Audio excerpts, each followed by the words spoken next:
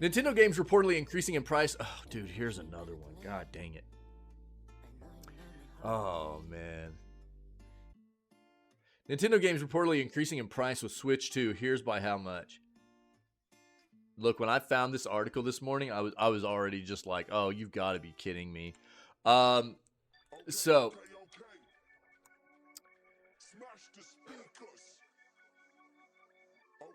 I'm just going to preface this with what I already talked about whenever I found this article in the first place, which is, you know, Nintendo already sits in this weird little bubble where their games never go down in price.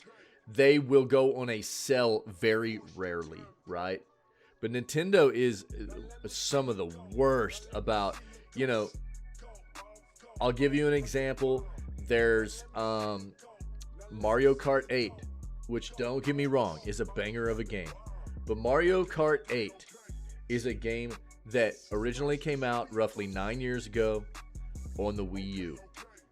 That game still sells at a AAA price point after being ported to their new hardware and 9 years later. And it hardly ever goes on sale.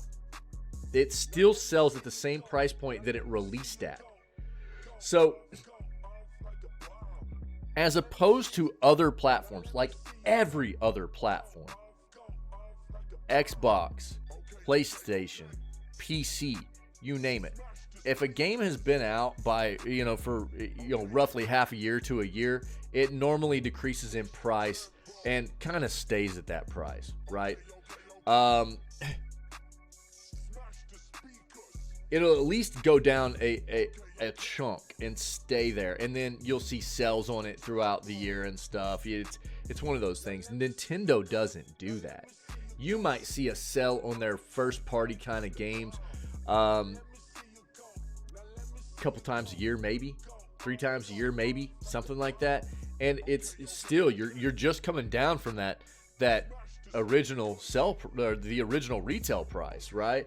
And then Nintendo also has this great thing that they do to all their consumers, which is, oh, well, we just released Tears of the Kingdom on the Switch, right? But we got new hardware coming out this coming year, and we know that you bought Tears of the Kingdom on the Switch, and we are porting Tears of the Kingdom to our new hardware, which will probably be called Switch 2. But if you want to play it on our new hardware, you're going to have to buy it again. So not only do their games never come down in price, but they also make you double dip all the time, right? Nintendo's disgusting about this kind of stuff. Now we're getting news that they are also increasing the price of their software with their new hardware. Right, Ferret, yeah. So Nintendo Switch 2 games are reportedly going to be more expensive than the current Switch games. Nintendo has yet to officially announce its next console, but according to a plethora of rumors and leaks, it is the successor to the Switch and releasing next year. Yeah, I am expecting this console to be releasing by late summer, early August of next year. Or early fall time next year. And when you consider the massive success of the Switch, this isn't that surprising. That said, while the Switch 2 may end up being similar in concept and design to the current model, it's releasing in a far different and more hostile economy. Out of control inflation has made everything more expensive, including the cost of making and shipping games. It's also devalued the money that is made on the sale of games. As a result, everyone has been increasing the price of their games, minus Nintendo.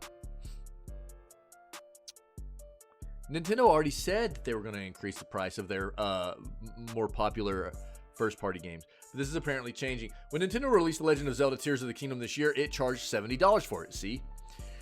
This is the only game it did this with, though.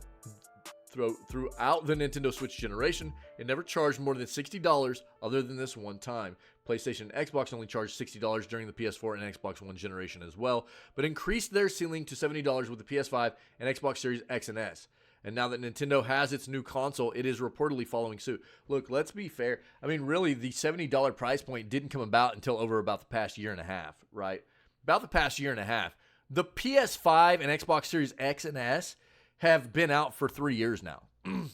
So this whole $70 price point didn't really hit until the past year to year and a half. It's not like the $70 price point has been happening since they released the PS5 and the Xbox Series X and S. That's not true.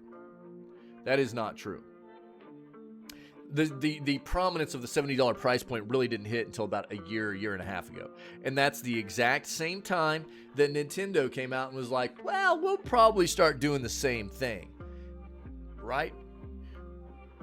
The report comes the way of Nintendo insider Zippo, a fairly well-known and fairly reliable source when it comes to Nintendo. According to the leaker, Nintendo is bumping $60 games to $70. This means major mainline installments in series such as Mario, Mario Kart, Zelda, Fire Emblem, Super Smash Bros., Animal Crossing, Splatoon, Metroid, and others will cost an extra $10 a pop, which you'll never see go down in price hardly.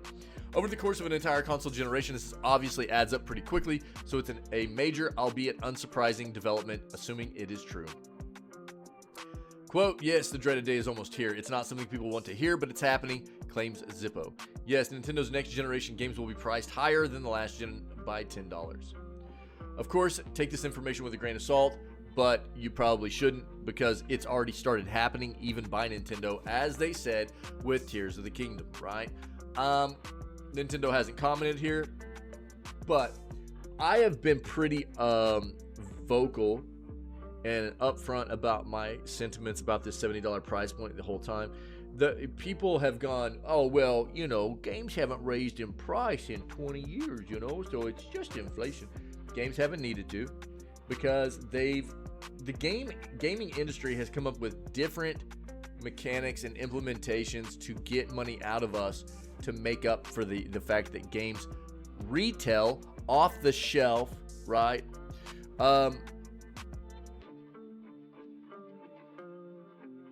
Haven't gone up. They haven't needed to go up because they do things like release a game and then release DLC a month, 2 months after the game releases when you know that content was available for the game on release, right? Or they do battle passes or season passes, or they do, microtransaction shops, or they do, loot boxes. You name it, dude. You name it. All of them do it. And they all get their money's worth, which is really them getting what they wanted to get out of us without they were actually increasing the price of gaming without increasing the upfront retail price of gaming. So now they've increased the retail price of gaming on top of all the other monetization schemes they've come up with as well. Look, I'm not an unreasonable person when it comes to my video games, and if a game deserves to be paid for, I'll promote that. I'll promote the crap out of that.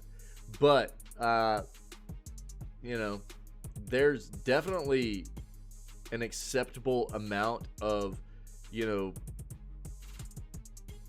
how much a game is worth, and then developers and publishers just trying to suck as much money out of people as they can just for greed purposes. And I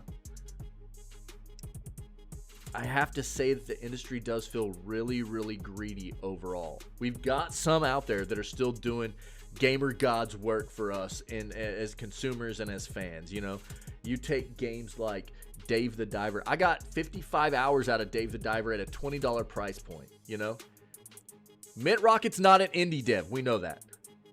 But the game's a banger. $20 price point, 55 hours of gameplay, and the game was so much fun. Or Hi-Fi Rush from Tango, Shadow Drop, no promotion. $30 price point. I got about the same amount of gameplay out of that, I think. About 50 hours or something. I loved that game. That game was so much fun, so refreshing. And like I just talked about, Sony Santa Monica. Santa Monica Studios under Sony releasing DLC for Ragnarok, the Valhalla DLC, for free to say thank you to their fans and their consumers. We have some companies out there that are still taking care of us, right? And we need to promote those companies and lift them up. There are tons of indie devs out there. Tons of indie devs And Larian, dude, with Baldur's Gate 3, there's a ton of content in that game, and you get it all just by paying for the game up front, right? They don't do any kind of monetization in that game. You get what you pay for, man, you know? And it feels good. But there's so many others that do it the wrong way, and it feels gross. It feels like we're being taken advantage of. So, again, man, like I talk about all the time, be educated. Be educated about who the good companies are, who the bad companies are. Take care of those good companies that are willing to take care of us and take care of you. And don't support those bad companies like Ferret's talking about with EA, right? EA's disgusting. Nobody's going to take care of us but us. We don't have any organizations, regulatory committees that, oversees this kind of thing. It's all on us. It all falls on us. So, either you feed the beast or you don't. You let the bad ones die. Don't support them and let them die off, and support the good ones. I mean, it's really on us, right? But you got to pay attention, man. But this stuff, in the Nintendo side of things is it's rough to see it, man.